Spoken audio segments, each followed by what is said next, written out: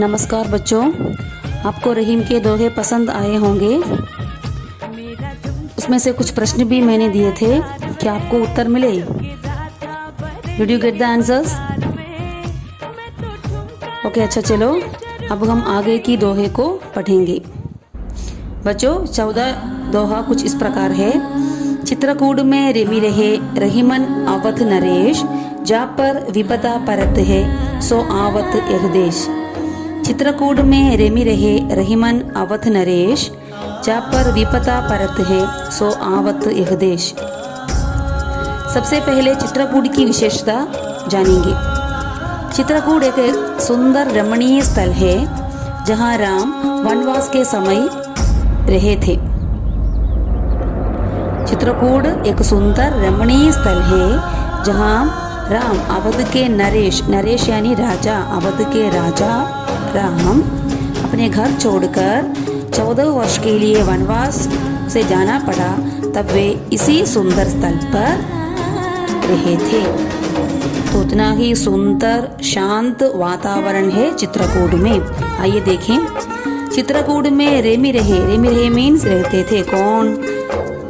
अवध नरेश, अवध का राजा राम चित्रकूट में रहते थे। अपने वनवास के समय वे चित्रकूट में रहे।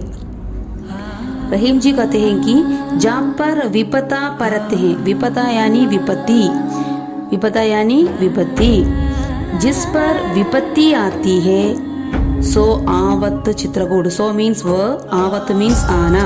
वह आते हैं कहाँ? इस देश में यानी चित्रकूट में, क्योंकि उतना ही रमणीय और सुंदर स्थान है चित्रकूट। वहाँ आने पर हमें अपने मन को शांति मिलेगी।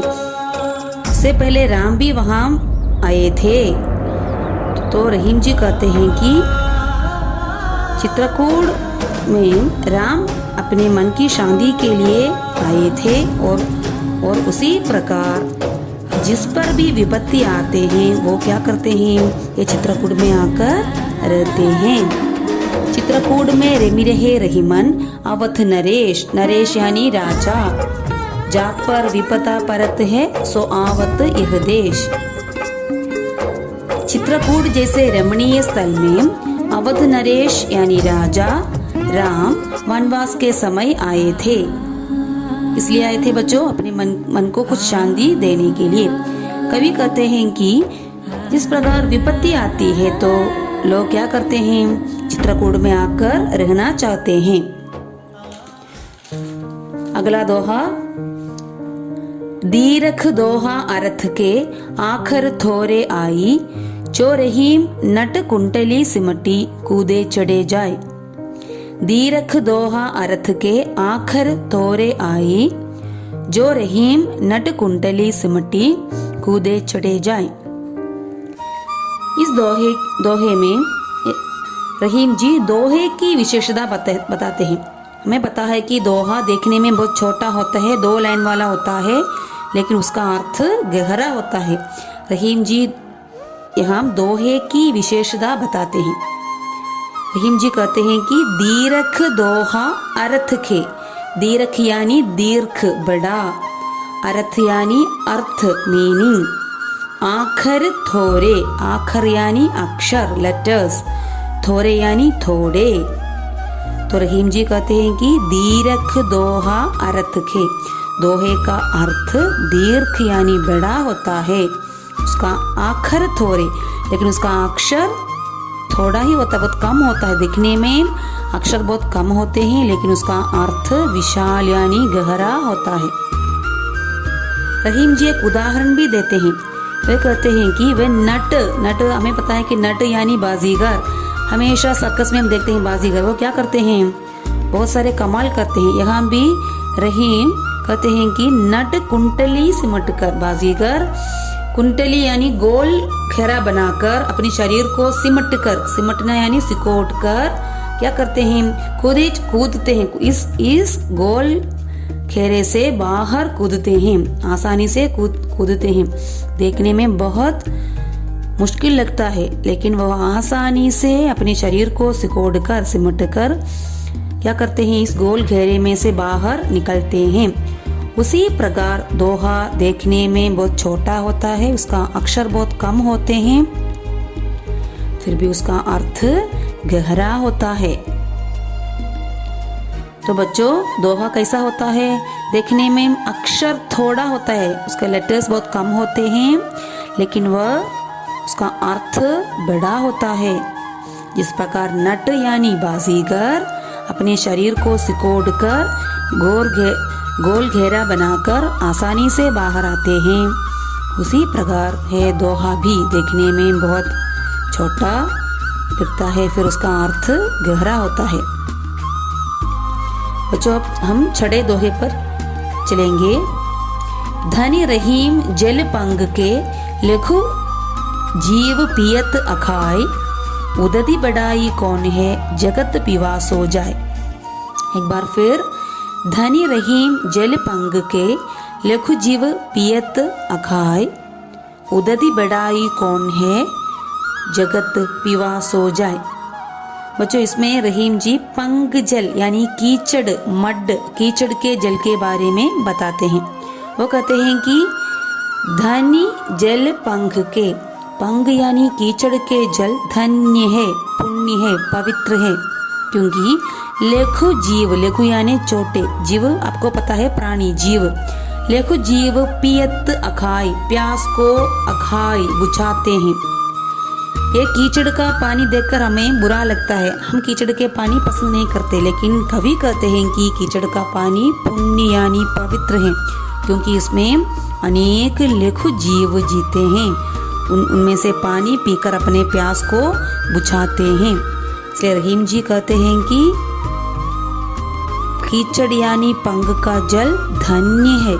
क्यों बच्चों? क्योंकि उसमें अनेक प्राणी रहते हैं, वो क्या करते हैं, अपने इस जल को पीकर अपने प्यास को बुझाते हैं।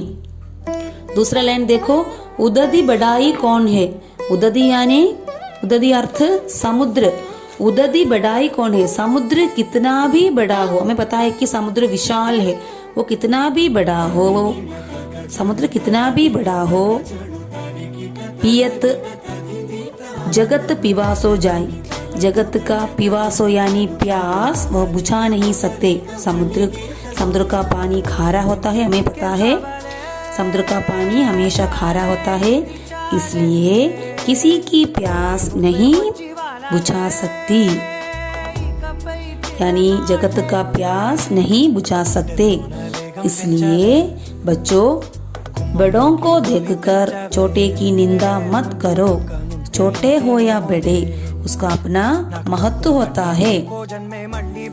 कीचड़ के पानी को छोटा मत समझो, उसे गंदा मत समझो, क्योंकि अनेक छोटे जीव उसमें से पानी पीकर अपना प्यास बुझाते हैं।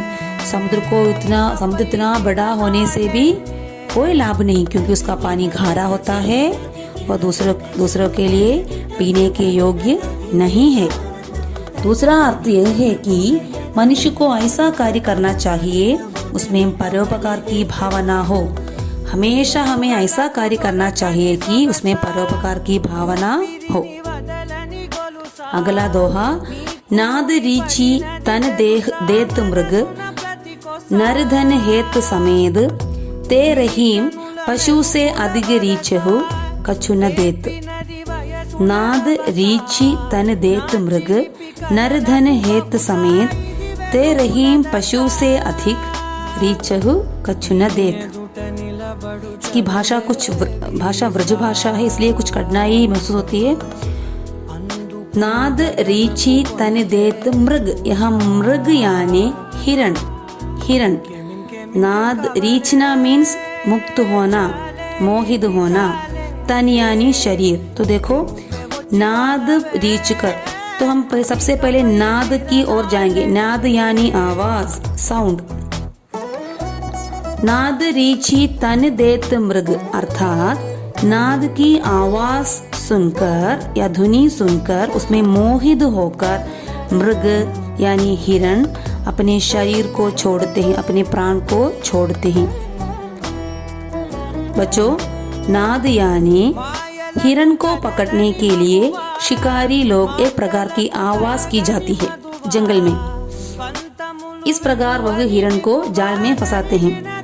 हिरण यह नाद की आवाज सुनकर उसमें मोहित होकर उस जाल में आकर अपने प्राण को क्या करते हैं, छोड़ देते हैं। रहीम कहते हैं कि नाद रीछी, नाद पर मोहित होकर, इस संगीत पर मोहित होकर मृग यानी हिरण अपने तन को छोड़ते हैं, अपने प्राण को छोड़ते हैं। उसी प्रकार है नर, नर यानी मनुष्य, नर धन हेत समेत, नर धन यानी धन, वेल्थ, मणि। उसी प्रकार मनुष्य धन यानी पैसे को सब कुछ समझकर उसके पीछे चलते हैं। मनुष्य क्या करते हैं, वो सोचते हैं कि पैसा या धन ही सब कुछ है। वो क्या करते हैं, इस हिरण के समान इस धन के पीछे चलते हैं। लेकिन रहीम कहते हैं कि ते रहीम पशु से अधिक रीच हूँ कछु न देत। कछु न देत मीन्स जो कुछ भी नहीं देते हैं, कंजूस लोग। कछु न देत, वो जो कुछ भी नहीं देते हैं। रीच हूँ कुछ भी, किसी पर मोहित होकर जो लोग कुछ भी नहीं देते, वो उतना कंजूस होता है, दिल से वो उतना कंजूस होता है। ते पशु से अधिक ही, वो लोग जानवर से भी नीच यानी तुच्छ हैं। अर्थात हमेशा कुछ लोग ऐसे होते हैं कि वो क्या करते हैं, वो पैसे के पीछे भागते हैं, वो किसी को कुछ भी नहीं देते, वो किसी बात पर रीछ कर भी कुछ नहीं देते। ऐसे मनुष्य पशु से भी तुच्छ होते हैं, कंजूस होते हैं। अर्थात उसका दिल ऐसा कंजूस होता है कि वो किसी को कुछ देना पसंद नहीं करते। तो मृग यानी हिरण जंगल की नाद यानी आवाज सुनकर उसमें मोहित होकर अपने प्राण को छोड़ते हैं। उसी प्रकार कुछ मनुष्य भी ऐसे हैं, वो धन के पीछे दौड़कर सब कुछ बर्बाद कर देते हैं। लेकिन कुछ ऐसे भी व्यक्ति हैं जो दूसरों पर मोहित होकर या रीछ कर कुछ भी नहीं देते, कुछ भी दान नहीं करते, वे कंजूस होते हैं, हमेशा कंजूस होते हैं। तो आज के लिए इतना ही काफी है बच्चों। आइए हम कुछ प्रश्नोत्तर की ओर जाते हैं। आइए बच्चों हम कुछ प्रश्न की ओर जाते हैं। अवध नरेश को चित्रकूट में क्यों जाना पड़ा? नरेश यानी राजा, अवध के राजा राम चित्रकूट में उसे क्यों जाना पड़ा और चित्रकूट की क्या क्या विशेषता है? चित्रकूट की क्या क्या विशेषता है बताओ। अवध नरेश चित्रकूट में क्यों जाना पड़ा? क्योंकि उसे 14 वर्ष के वनवास मिला। उस समय वह क्या किया, जंगल में जाते समय चित्रकूट एक अत्यंत रमणीय सुंदर स्थान था। वहाँ राजा राम कुछ दिन ठहरे क्योंकि वो अपने मन को कुछ शांति प्रदान करना चाहते थे। उतना ही सुंदर रमणीय स्थान है चित्रकूट। दूसरा प्रश्न, हिरण को अपना प्राण क्यों छोड़ना पड़ा?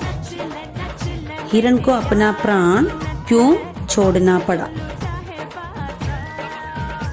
क्यों छोड़ना पड़ा बच्चों? क्योंकि वो नाद यानी संगीत में मुग्ध होकर, उसमें मोहित होकर शिकारी के जाल में फंस गए और अपने प्राण को छोड़ना पड़ा। बच्चों अगला प्रश्न, दोहे की क्या विशेषता होती है? दोहे की क्या विशेषता होती है बताओ। दोहा देखने में बहुत छोटा होता है, उसमें अक्षर बहुत कम होते हैं, लेकिन उसका अर्थ बहुत बड़ा होता है। उसमें गहराई, उसका अर्थ बहुत गहरा होते हैं। रहीम जी पंख जल यानी कीचड़ के जल को धन्य क्यों बताते हैं और धन्य क्यों कहते हैं? रहीम जी कहते हैं कि कीचड़ का जल यानी पानी धन्य है, उसमें से लाखों जीव पानी पीकर अपनी प्यास बुझाते हैं, इसलिए कीचड़ का जल धन्य है। अगला प्रश्न, रहीम जी कहते हैं कि हमें अपनी मन की व्यथा मन में ही रखना चाहिए क्यों? अपने मन की व्यथा मन में ही रखना चाहिए क्यों? क्यों बच्चों? क्योंकि हमें अपनी मन की व्यथा मन में ही रखना चाहिए, क्योंकि दूसरा सुनेंगे तो हम पर हंसेंगे, वो हमारे दुख को नहीं बांटेंगे। तो आशा करती हूँ कि आपको ये दोहे और उसके अर्थ पसंद आए होंगे। बाकी के दोहे हम फिर पढ़ेंगे। धन्यवाद बच्चों।